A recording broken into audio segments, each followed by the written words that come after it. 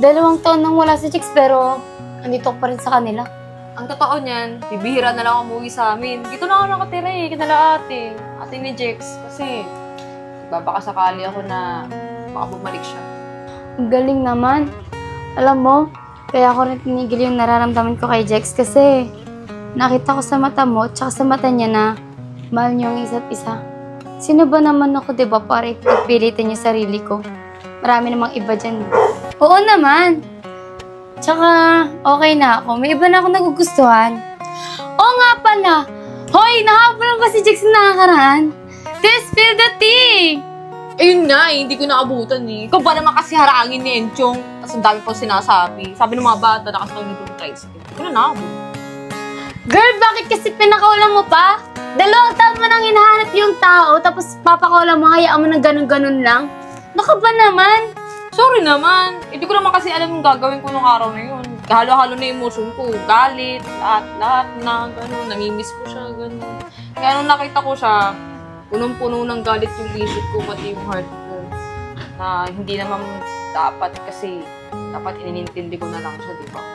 Pero ano, nakita na ba ulit kayo? Alam mo na ba kung saan siya hanapin? Oo, kita kami kagabi.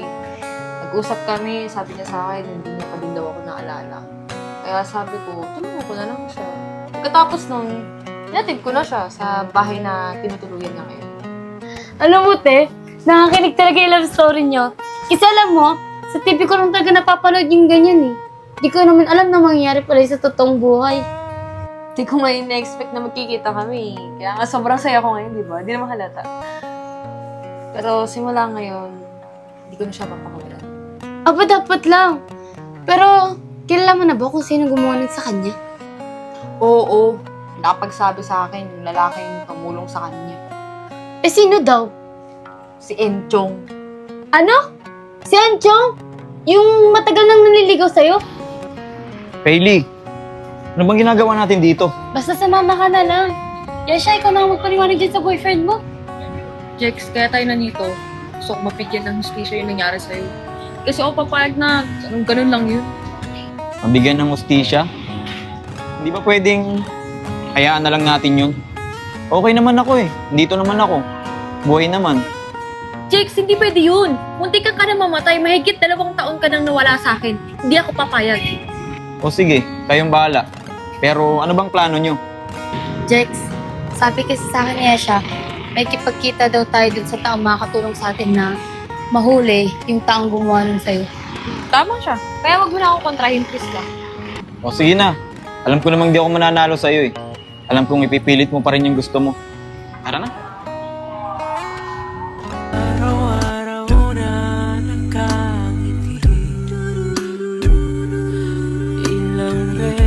Na rin tayong humihindi.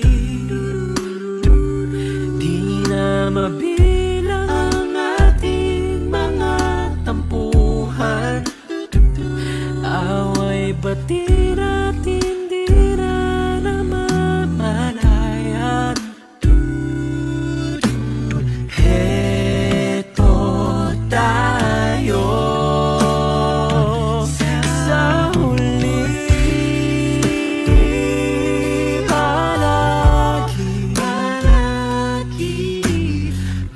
Balik pa rin sa yakap. Ano na? Darating pa ba yung hinihintay nyo? Baka hindi na dumating yun. Tara na, umuwi na tayo. Ano, Jex? Di makapag-antay? Excited ka? Para rin naman sa'yo itong inaantay natin Basta maghintay ka lang, Jex. Kaming bahala sa'yo. Ano ma'am? Handa ka na ba? Itutuloy na ba natin to? Oo. Sigurado akong itutuloy natin to. Hari? Ikaw yung tutulong sa amin? Oo, Kuya Jex. Tutulungan ko kayo. Ako nakakaalam ng lahat. O sige. Sabihin mo na yung plano mo nang masimulan natin. Ako na kasi pagpabukas Ganito ang plano natin. Unang-una, tawagan mo si Enchong. Sabihin mo makipag-date ka para makapunta siya dito. Yun lang ba? Sige, gagawin ko. Teka lang, Bes. Bago mo tawagan si Enchong, pumunta ka muna sa mga pulis. Para pagdating ni Enchong, nakahanda na sila. Ah, oo nga, no? O, sige, tara.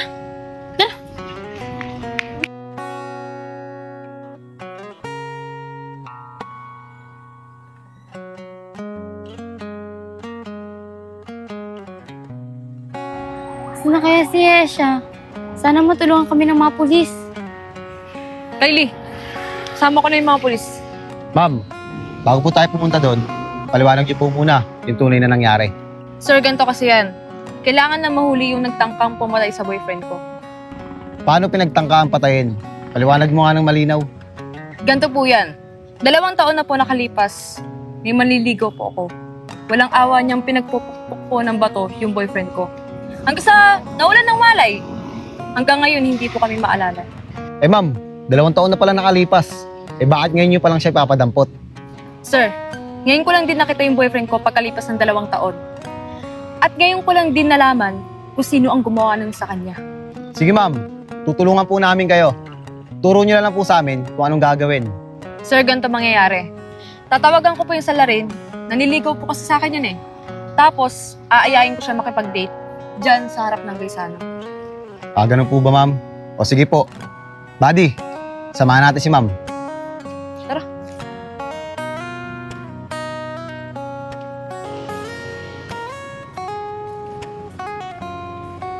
Ma'am, habang pinapapunta niyo po rito yung salarin, magtatago muna kami.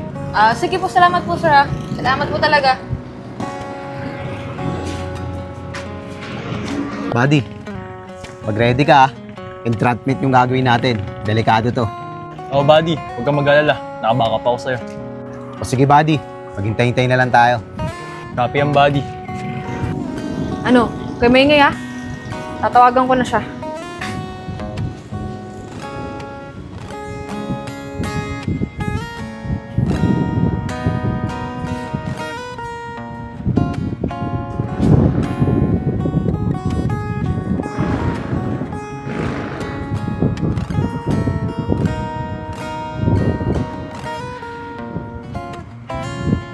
Pinatayan na ako.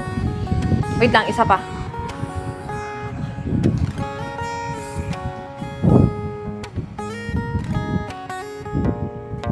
Hello, Enchong? Hello, Yesha. Ba't ka napatawag? Nasaan ka? Andito sa bahay. Bakit? Pwede ka bang ayayin mag-date? Ha? Ano? Niyayaya mo ako makipag-date? Oo. Oh, sige. Wait lang ha. Magbibihis lang ako. O sige, sasend ko na lang sa'yo yung location ngayon. Sige. Pupunta agad ako. Okay na. Chicks, malapit na. Konting tiis na lang. Katapos na din to. Wala nang hadlang sa ating dalawa. Oo na, tama na. Naiingit pa kayo, nandito pa kami, oh.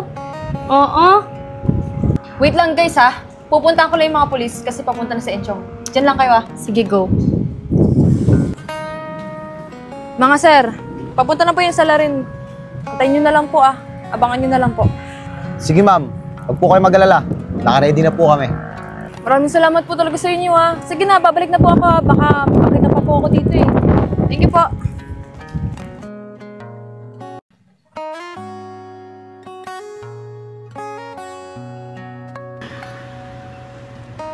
Teka.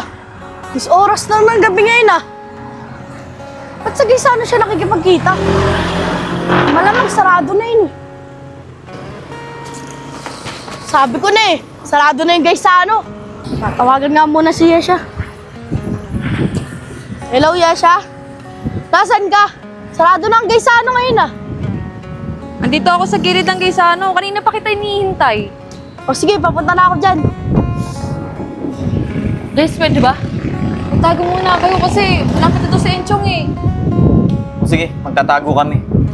Pero Yesha, mag-iingat ka ha. Masamang tao yun. Oo, promise. Tara na guys.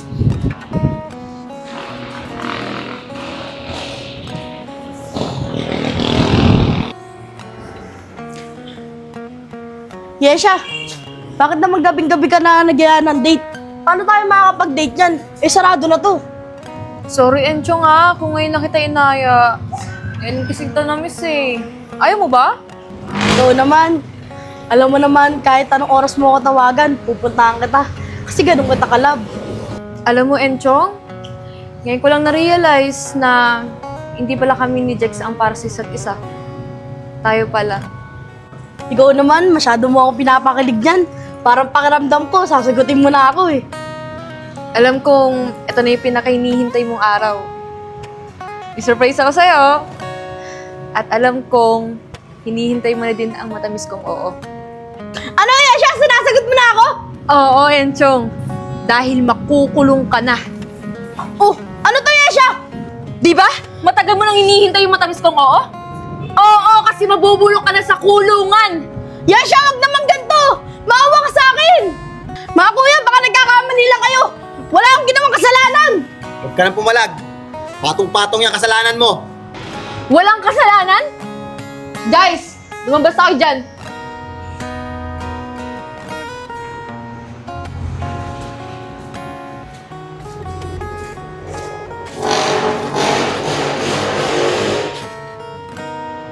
Ikaw! Buhay ka pa pala! Hari, ano ibig sabihin na ito? Enchong, hindi ako nagplano nito. Hindi ikaw! Eh, ikaw lang naman nakakalam lahat ng to! Eh, kung hindi ikaw, sino? Ako nagplano ng lahat ng to, kuya. Aizen, ikaw! Kapatid kita, bakit mo nagawa sa akin to? Dami pang sinasabi. Sa presinto ko lang magpaliwanag. Tara, buddy. Bitbitin na natin to. Wag po, sir! Wag po, sir! Jex, tapos na. Panalo tayo. Tara, tayo na tayo. Tara.